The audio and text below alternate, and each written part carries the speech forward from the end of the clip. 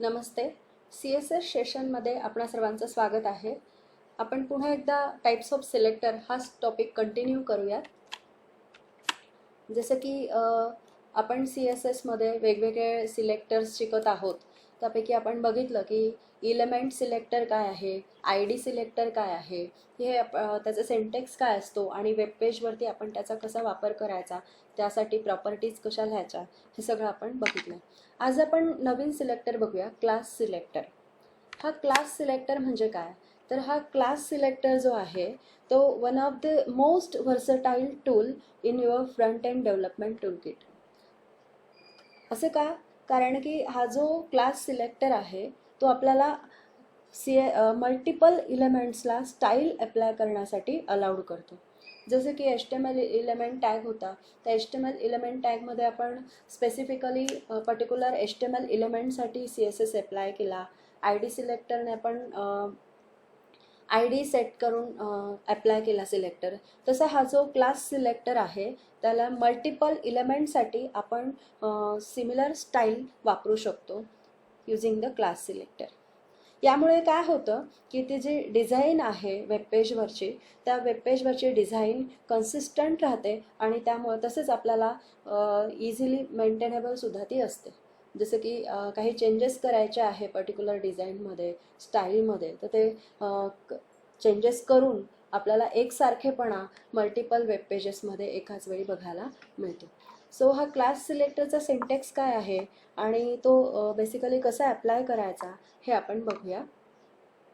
हा class selector जो आहे तो क्लास सिलेक्टर स्पेसिफाय करत असताना नेहमीप्रमाणे स्टाईल टॅगमध्ये आपण सिलेक्टर लिहित असतो, CSS कोड लिहित असतो आपण नेहमीच स्टाईल टॅगमध्ये. तसं क्लास सिलेक्टरसाठी इथे पिरियड हा जो डॉट आहे हा डॉट स्पेसिफाय करायचा along with the class name. पुढे काय करायचं आहे, डॉट नंतर इथे क्लास नेम स्पेसिफाय करायचं आहे की त्या क्लास सिलेक्टरचं नाव काय आहे ते डिफाईन करायचं आहे. आता हे नेम डिफाईन करत असताना फक्त एक रूल आहे की the class name cannot start with a number. नंबरने स्टार्ट व्हायला नको, अल्फाबेट पाहिजे, त्यानंतर नंबर लिहिला तरी हरकत नाही. तर हे त्याचे रूल्स आहे. जसं आपले व्हेरिएबल नेम्सचे काही रूल होते तसं त्याचप्रमाणे इथे या क्लास नेमचे सुद्धा काही रूल आहेत. तर त्याप्रमाणे आपल्याला पहिलं अक्षर हे नेहमी काय पाहिजे, अल्फाबेट पाहिजे. आता वळूया की त्याचं सेंटेक्स कसं आहे याकडे.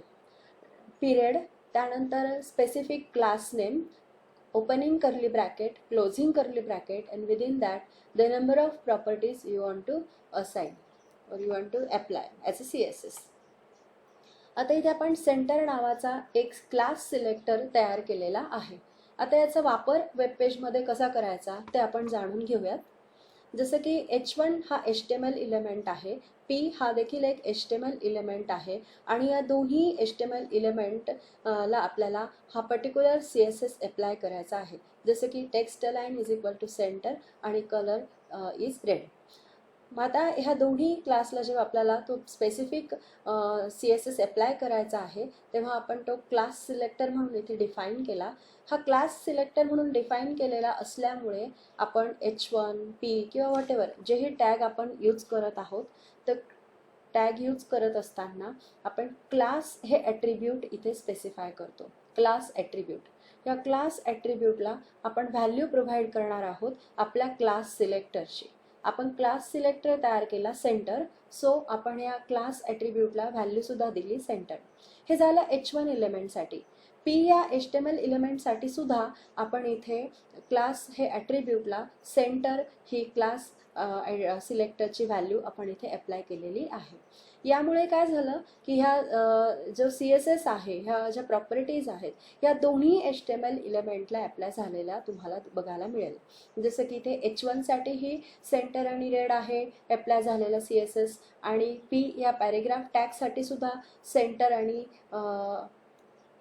रेड अशा पद्धतीने CSS अप्लाय झालेला तुम्हाला दिसतो. आता हे असं मल्टिपल HTML इलेमेंटसाठी सेम CSS आपल्याला युजिंग क्लास सिलेक्टर अप्लाय केलेला दिसला. आता आपण बघूयात की अजून कशा पद्धतीने अजून मल्टिपल सिलेक्टर्स आपण वापरू शकतो का, किंवा कशा पद्धतीने क्लास सिलेक्टरचा वापर करता येतो तर आता बघा इथे क्लास सिलेक्टर डिफाईन करताना मी आधी HTML इलेमेंट नेम स्पेसिफाय केलेला आहे, जसं की p.center. p.center असं क्लास सिलेक्टर डिफाईन केल्यामुळे जेव्हा जेव्हा कोणत्याही HTML इलेमेंटमध्ये मी युझिंग क्लास प्रॉपर्टी हा क्लास सिलेक्टर अप्लाय करत आहे, तेव्हा ज्या स्पेसिफिक HTML इलेमेंटसाठी हा क्लास सिलेक्टर आपण तयार केला त्यासाठीच तो अप्लाय होणार आहे. जरी इथे H1 टॅग आहे आणि H1 टॅगला मी क्लास ह्या ॲट्रिब्यूटला सेंटर म्हणजे क्लास सिलेक्टरची व्हॅल्यू स्पेसिफाय करत आहे, तरीसुद्धा या ज्या CSS प्रॉपर्टीज आहेत त्या मात्र याला अप्लाय होणार नाही. बघा इथे अप्लाय झालेलं दिसतंय का तुम्हाला? टेक्स्ट अलाइन सेंटर आहे का? नाही. रेड कलरमध्ये आहे का? नाही. का? कारण की हा जो क्लास सिलेक्टर आहे हा स्पेसिफिकली पी ह्या HTML इलेमेंटसाठी तयार केलेला आहे. सो जेव्हाही मी HTML इलेमेंट पी यूज करेल वेब पेजमध्ये आणि तेव्हा हा क्लास सिलेक्टर इथे अप्लाय करेल, जसं की class is equal to centre. ह्या क्लास ॲट्रिब्यूटला आपल्या क्लास सिलेक्टरची व्हॅल्यू स्पेसिफाय केली की त्यामधले जे काही कंटेंट आहेत ते तुम्हाला CSSने अप्लाय झालेले दिसतील, जसं की टेक्स्ट अलाइन सेंटर आहे, कलर रेड आहे. ओके.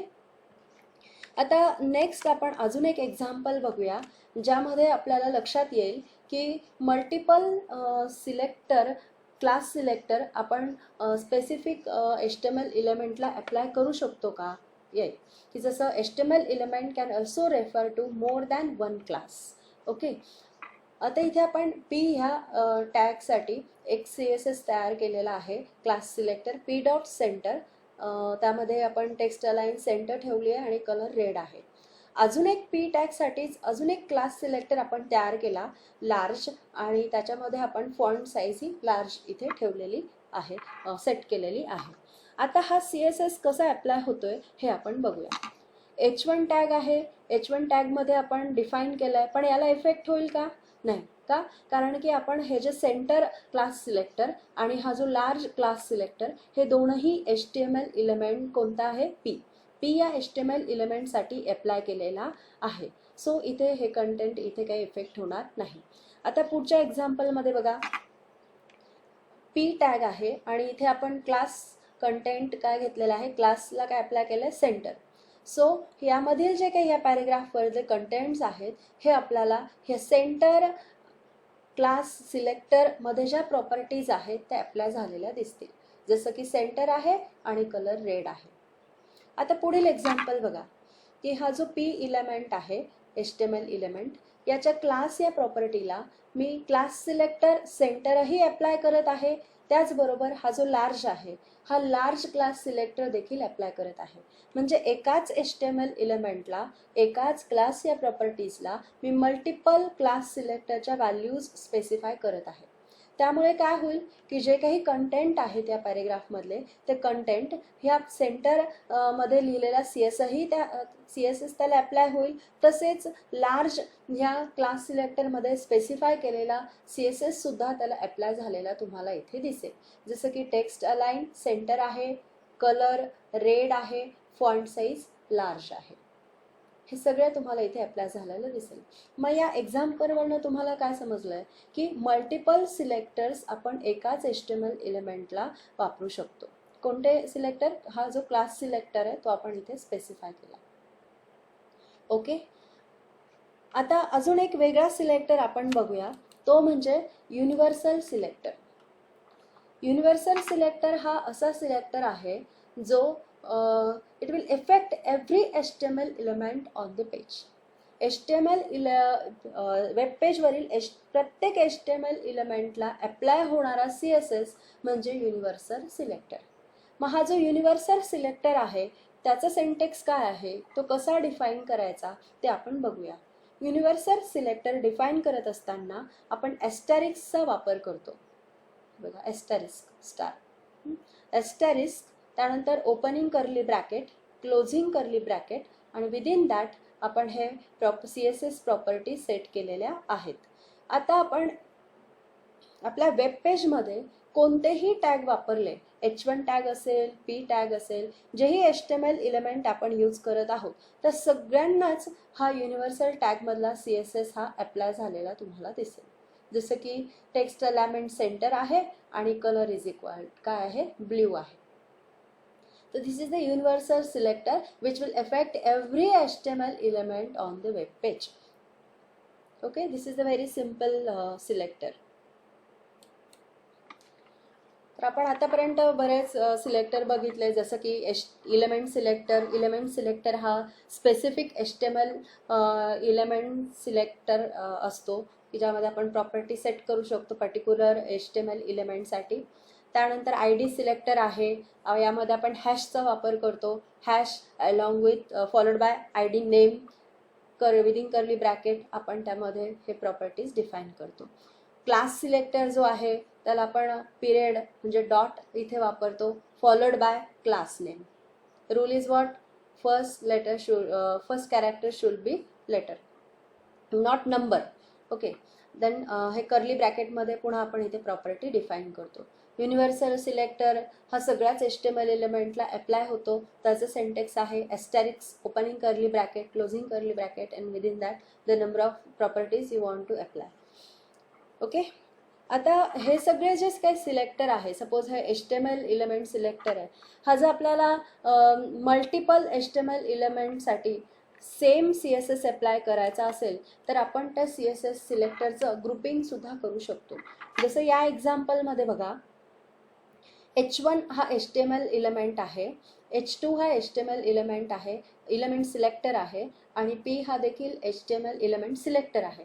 तर हे तीनही इलेमेंट सिलेक्टर टाईपचे CSS आहेत. कोणत्या टाईपचे? इलेमेंट सिलेक्टर, H1, H2 आणि P. ह्या तीनही सिलेक्टरमध्ये ज्या प्रॉपर्टीज डिफाईन केलेल्या आहेत त्या सेमच आहेत की टेक्स्ट अलाइन सेंटर आहे, कलर रेड आहे. मग ह्या पुन्हा मेन्शन करण्याऐवजी using the group CSS grouping selector CSS आपण हे याप्रमाणे डिफाईन करू शकतो की जसं H1 आहे, H2 आहे आणि P या तीनही HTML इलेमेंटला मी हे CSS अशा पद्धतीने डिक्लेअर करू शकते, त्या CSS अप्लाय करू शकते. त्यासाठी महत्त्वाची गोष्ट काय आहे मग, की जे काही सिलेक्टर आहेत HTML सिलेक्टर, त्याला इलेमेंट सिलेक्टर, त्याला आपण काय केलं इथे सेपरेटेड बाय कॉमा मेन्शन केलेला आहे. पहिला इलेमेंट सिलेक्टर H1 कॉमा, दुसरा इलेमेंट सिलेक्टर H2 कॉमा, तिसरा इलेमेंट सिलेक्टर P आणि या सगळ्यांना सिमिलर CSS अप्लाय करायचे. सो ओपनिंग आणि क्लोजिंग कर्ली ब्रॅकेटमध्ये इथे मी त्या प्रॉपर्टीज ज्या आहेत CSSच्या त्या स्पेसिफाय केलेल्या आहेत. हे बघा एक्झाम्पलमध्ये बघा, या तिघांनाही आपण सेम प्रॉपर्टी दिल्या आहेत. मग आपण वेब पेजमध्ये H1 वापरलं, H2 वापरलं, P टॅग वापरला, कोणताही HTML